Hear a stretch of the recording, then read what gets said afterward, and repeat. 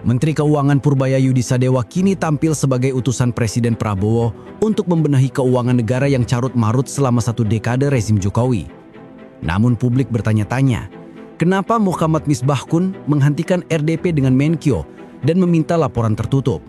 Apa yang sebenarnya ingin ditutupi Ketua Komisi 11 DPR terkait kejanggalan penggunaan keuangan negara? Pak Purbaya, kalau masih ada pertanyaan tadi, karena kita masih ada rapat lagi.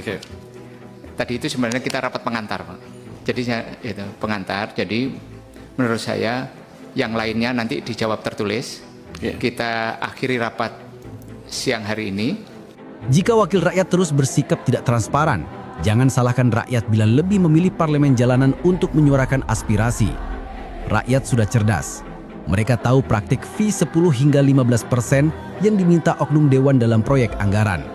Banyak pengusaha bangkrut karena dipaksa bayar di depan, lalu pembayaran ditahan BUMN karya dengan alasan klasik tidak ada uang. Padahal uang negara dikorupsi.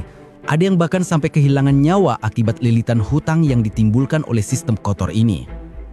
Sederhananya rakyat hanya ingin pembangunan merata, lapangan kerja terbuka, pengangguran menurun, anak-anak bisa sekolah, dan gizi tercukupi. Faktanya, jangankan hidup layak, makan sekali sehari pun masih sulit bagi banyak keluarga. Presiden Prabowo Subianto memang telah menumbuhkan kepercayaan rakyat lewat langkah perbaikan di Kabinet Merah Putih.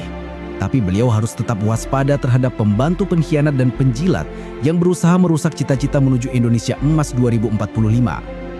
Dan kepada para pembantu presiden, ingatlah, Jokowi adalah mantan presiden ke-7, bukan presiden ke-8. Mengapa masih ada yang melapor ke Solo seakan presiden yang sah saat ini bukan tempat konsultasi yang layak?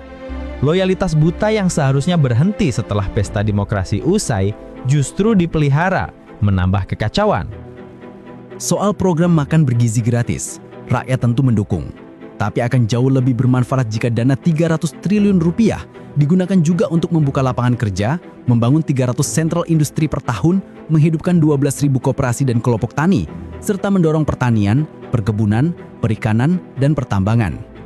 Dengan begitu orang tua bisa bekerja dan anak-anak otomatis mendapatkan gizi layak. Harapan rakyat hanya satu, pemerintahan yang tenang, adil, dan peduli.